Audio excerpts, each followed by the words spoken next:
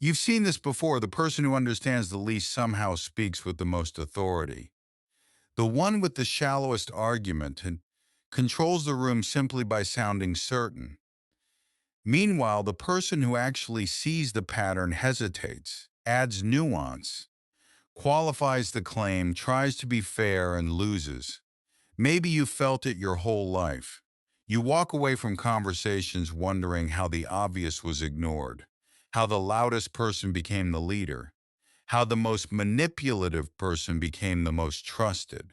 And after enough of these moments, a disturbing thought begins to form. What if intelligence is not naturally rewarded in social life? What if clarity by itself is weak?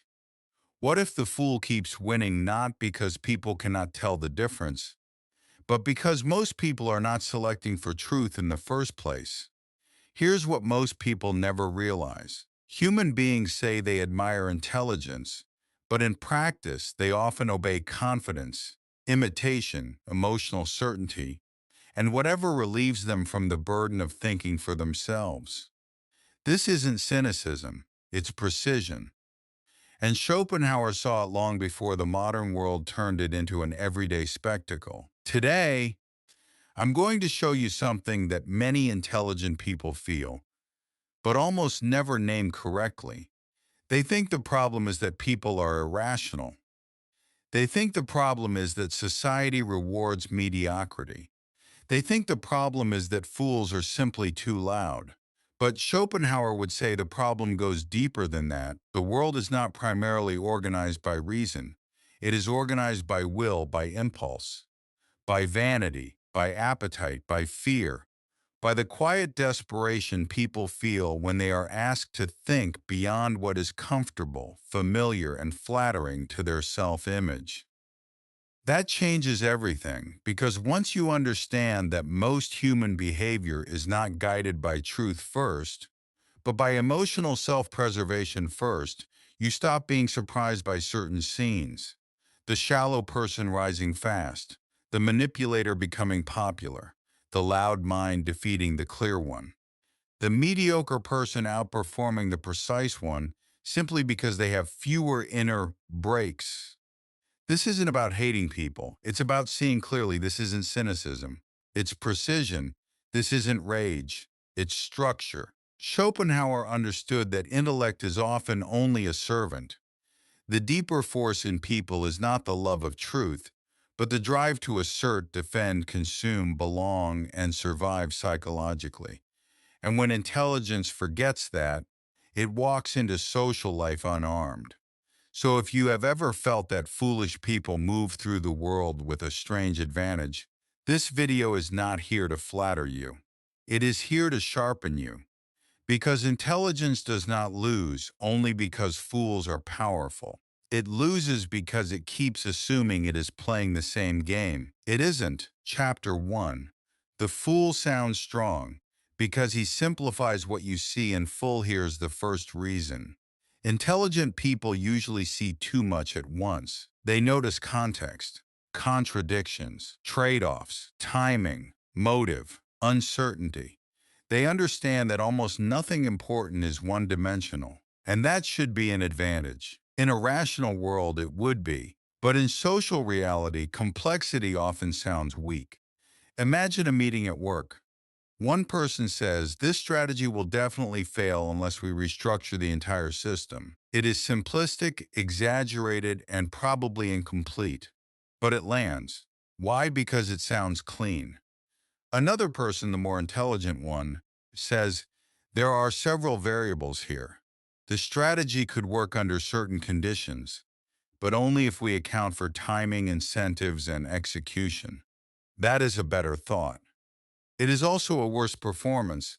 The room does not always reward what is accurate. It rewards what is easy to process. And this is where fools gain an enormous advantage. They reduce reality to a sentence. They remove ambiguity. They speak as if doubt were weakness. They turn confusion into a slogan, complexity into blame, uncertainty into theater. Often it is just compression. You see the same thing online. The thoughtful person explains. The fool declares. The thoughtful person differentiates. The fool polarizes. The thoughtful person says it depends. The fool says it's obvious. And because most audiences are tired, overstimulated, and secretly desperate for cognitive relief, obvious wins. Schopenhauer understood something brutal about human beings. We are not nearly as devoted to truth as we are to convenience. Mental effort feels expensive.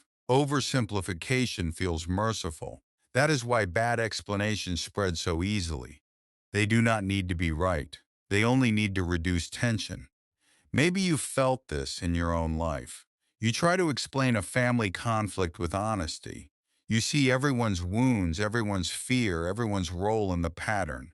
But someone else, usually the least reflective person in the room, says, "No, this is simple. She's just jealous," or "he's just weak." And suddenly the whole thing hardens around that sentence. Not because it is usable. Fools often sound strong because they amputate reality. They cut away the parts that would slow them down. Doubt, context, contradiction, moral ambiguity. They do not carry the weight of complexity, so they move faster. And to people who confuse speed with mastery, that speed looks like intelligence, but it isn't intelligence. It is reduction. This is where many intelligent people make their first mistake. They assume that if they explain more carefully, they will be understood more deeply. Sometimes the opposite happens. The more carefully you speak, the more your intelligence is interpreted as hesitation. The more precisely you qualify, the more your honesty is mistaken for fragility. And so the fool keeps winning tiny victories in meetings, in arguments, in politics, in culture. Not because he sees more, but because he edits harder. Here's the part that stings. Nuance is often true, but certainty is more contagious. If you do not understand that, you will keep mistaking the social success of foolishness for proof of its superiority. It is not superior. It is simply easier for the crowd to carry. And that is the first hidden rule. The person who sees the world in full will often sound weaker than the person who sees only a fragment and mistakes it for the whole. Chapter 2. Confidence becomes authority even when it is empty. Now, here's the second reason. Human beings are deeply vulnerable to confidence, not real confidence, not earned confidence, not the quiet stability that comes from discipline and tested perception. I mean performative confidence, loud confidence, fast confidence, confidence with no interior life behind it. And this is where fools become dangerous, because they are often not slowed by reflection.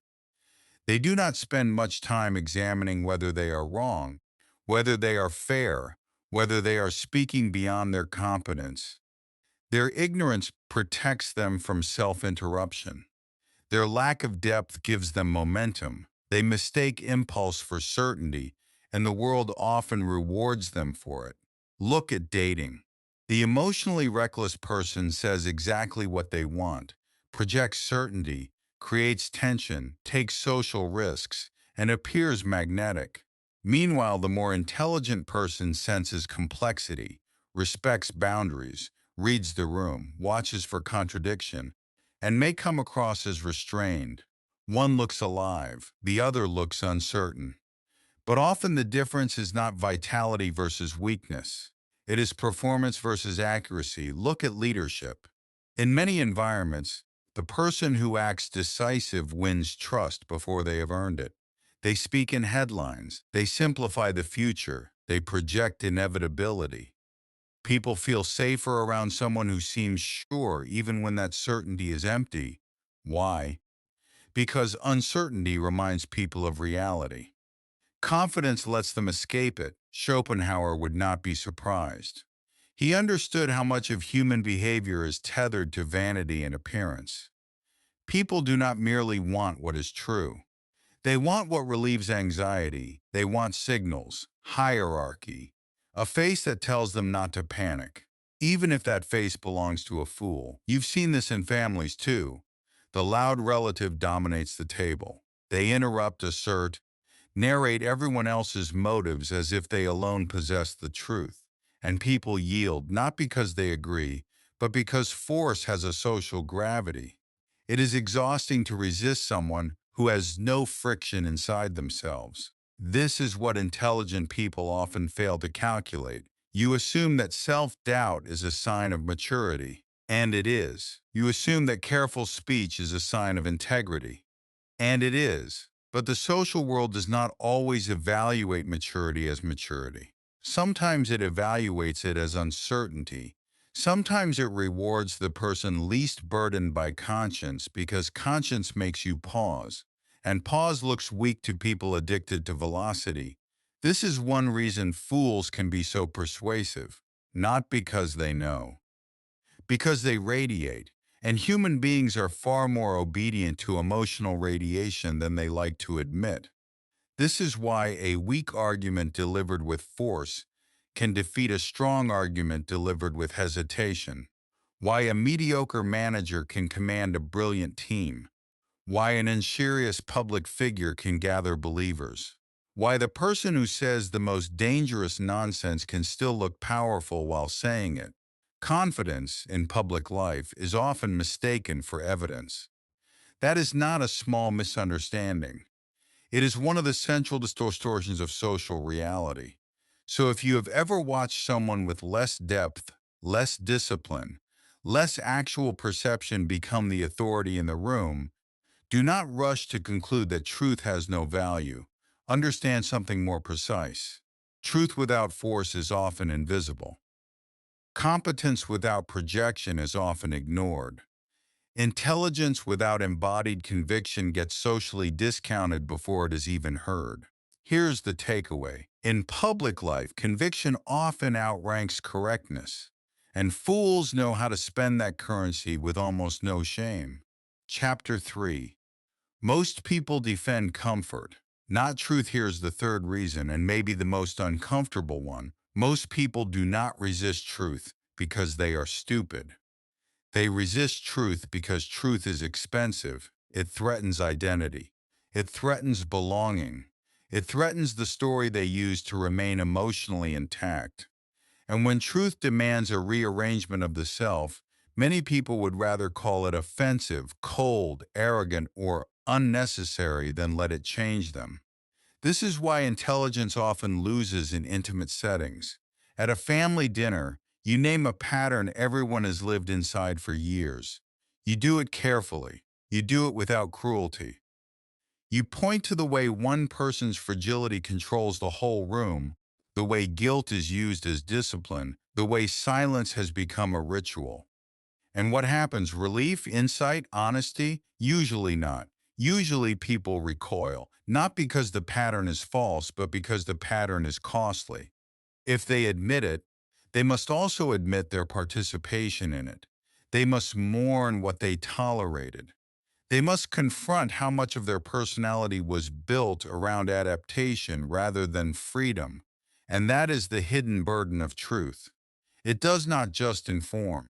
It destabilizes. Schopenhauer saw human beings as creatures driven far more by inner need than rational transparency. People do not merely want to know. They want to survive themselves. They want continuity. They want the right to remain who they already are. That is why even obvious truths are often resisted if they arrive at the wrong emotional temperature. You see this everywhere now. In friendships, in ideology, on social media. Someone offers a nuanced critique, and the response is immediate hostility. Why? Because the statement is processed not as information, but as identity threat. If your truth makes someone feel small, compromised, naive, complicit, or psychologically naked, they may attack it long before they examine it.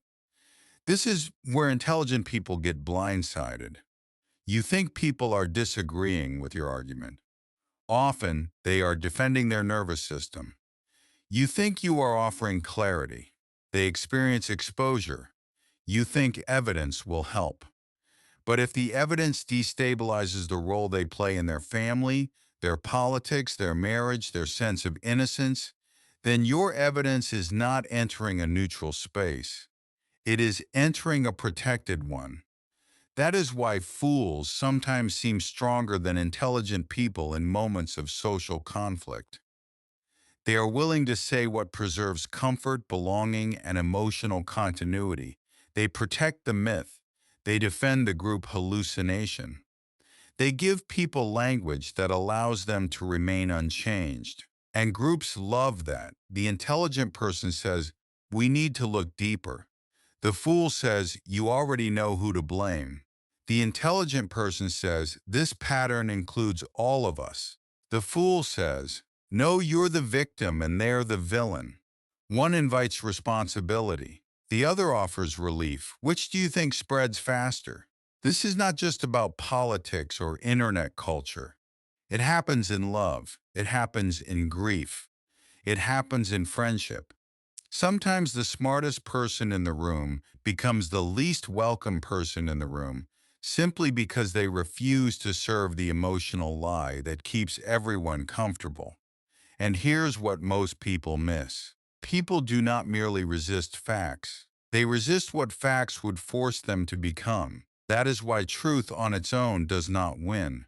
Not when comfort is on the other side. Not when belonging is at stake.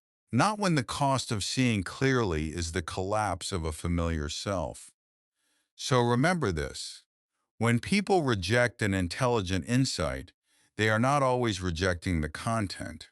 Sometimes they are rejecting the transformation it would require. Chapter 4.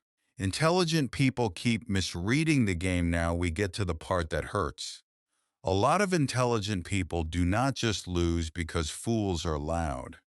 They lose because they keep misunderstanding the nature of the contest. They assume the game is about truth. It often isn't. It is about influence.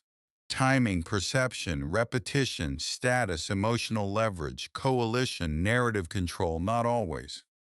But often enough that if you ignore it, you pay for it. This is where intelligent people become strangely vulnerable. They think a clear argument is enough. They think good faith will be recognized. They think fairness matters because it should matter. They think exposing contradiction will defeat the manipulator. But the manipulator is rarely trying to be coherent. They are trying to dominate the frame. That is a different skill. Imagine an office environment. You do the actual work. You understand the system. You solve problems quietly. Another person, less competent but more strategic, makes sure they are seen.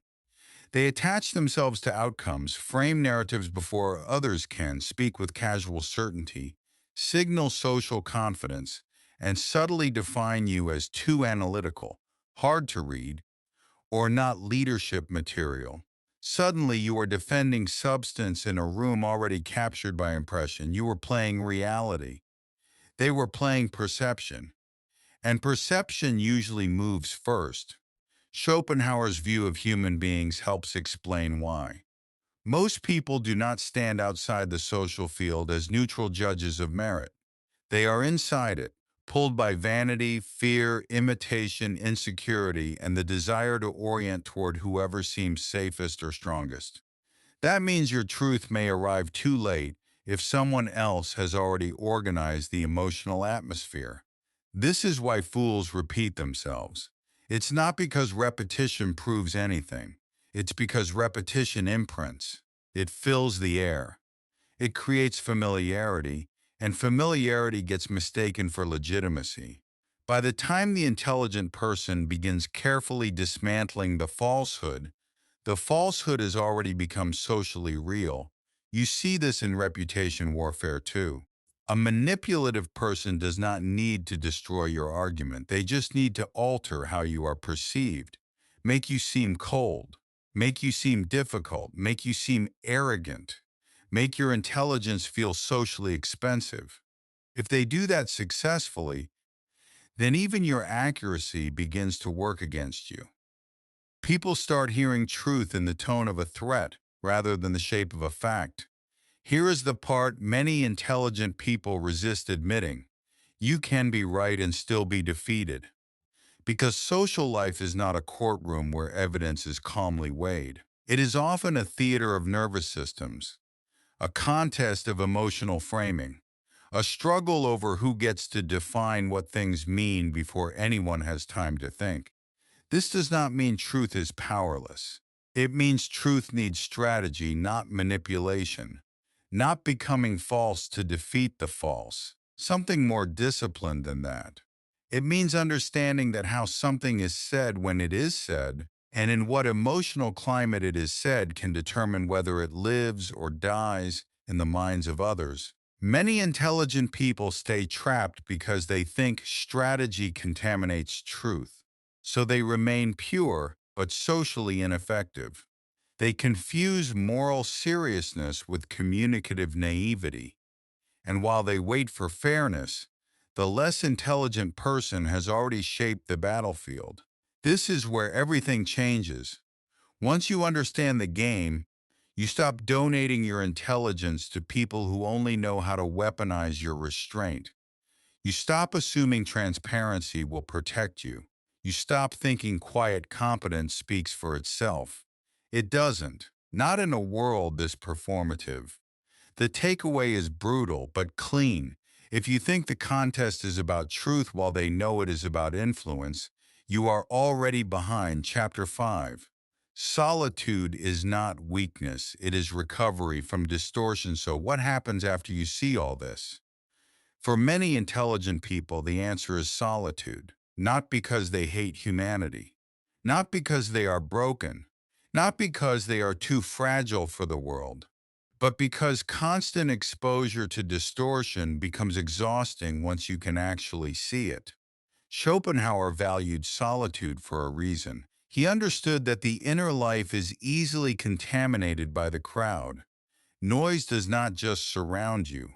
It enters you, it reshapes your rhythm, your standards, your speech, even your sense of what is worth caring about. And if you remain immersed in that environment too long, you begin adapting to it without noticing. You start explaining less because people do not listen. You start performing certainty because nuance is punished. You start shrinking your language to survive the room. You start doubting your own perception because the collective insists on flatter versions of reality. This is how intelligence gets eroded. Not in one dramatic event, but through daily contact with environments that reward the opposite of what makes intelligence valuable.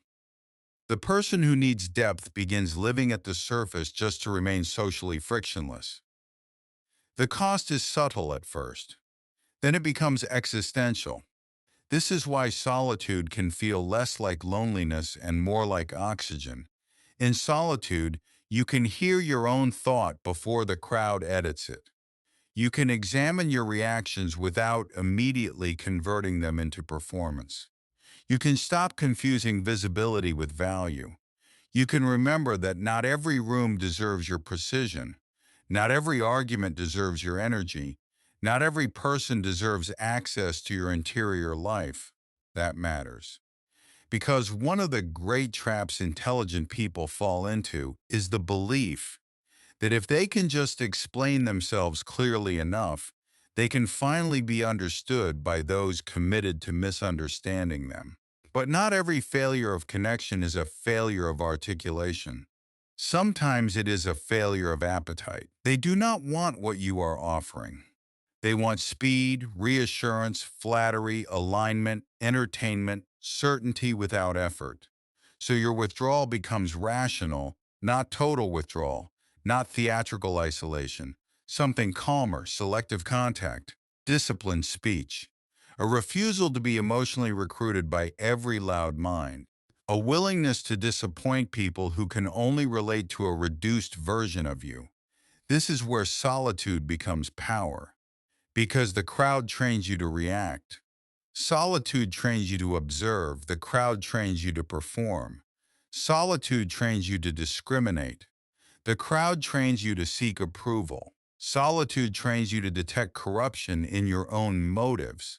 And once that happens, the fool loses one of his biggest advantages over you, your attention. He can still be loud. He can still be certain. He can still charm the room. But he no longer gets to define your reality simply by flooding the field with noise. You stop measuring yourself against what the crowd rewards. You stop confusing applause with legitimacy. Here's the sentence to remember. Sometimes withdrawal is not fear of the crowd, but freedom from its hypnosis. Here's what most people miss. The problem is not simply that intelligent people lose to fools. The deeper problem is that intelligent people often remain purely perceptive in a world that rewards strategic force. They see clearly, they diagnose accurately, they understand motives, contradictions, power structures, emotional manipulation. But they often stop there. They think seeing is enough. It isn't. Perception without boundaries becomes exhaustion. Perception without timing becomes rambling. Perception without force becomes self-erasure. That is the real tragedy, because intelligence, by itself, does not automatically become power. It can become hesitation. It can become over-accommodation. It can become endless internal revision while simpler minds move first and seize the frame. The fool acts before the intelligent person finishes calibrating. Not because he is better, but because he has less to integrate and less conscience to slow him down. So the lesson is not to become more like the fool. It is to stop offering your intelligence in its most fragile form. You do not need to become louder than everyone. You do not need to become manipulative. You do not need to flatten reality just to compete. But you do need form. You need the ability to speak with compression without betraying truth. You need the discipline to say less earlier with more structure. You need the emotional detachment to recognize when someone is not debating, but maneuvering. You need the self-respect to leave environments where clarity is punished and distortion is culture.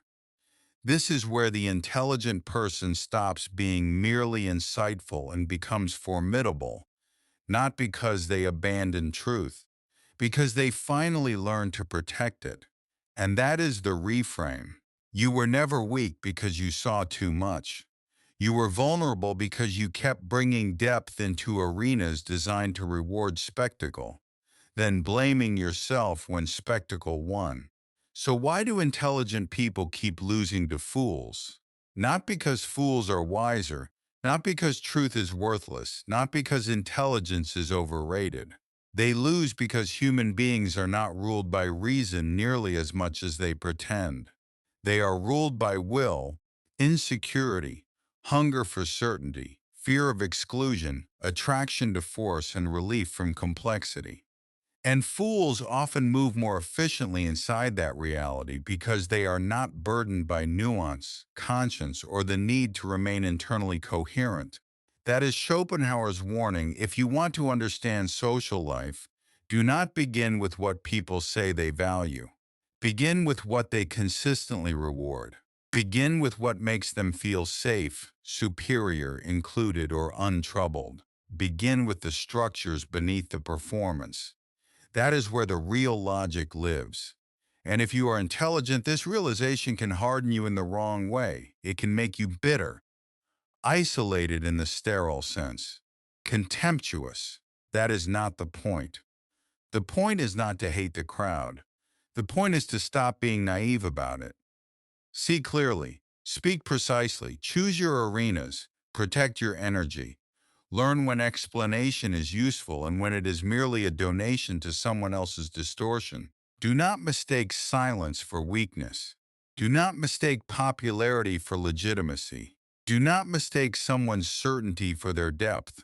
Most of all, do not keep entering emotionally primitive games with the expectation that intelligence alone will save you. It won't. Intelligence matters, but only when it learns shape. Only when it learns timing, only when it learns refusal, only when it stops apologizing for seeing what others work very hard not to see. This isn't optimism. It's something better: sobriety. And once you have that, the fool may still win rooms. He may still gather noise, applause, momentum, and shallow allegiance. But he stops ruling your mind. That is where your victory begins. If this resonated, comment one word, clarity.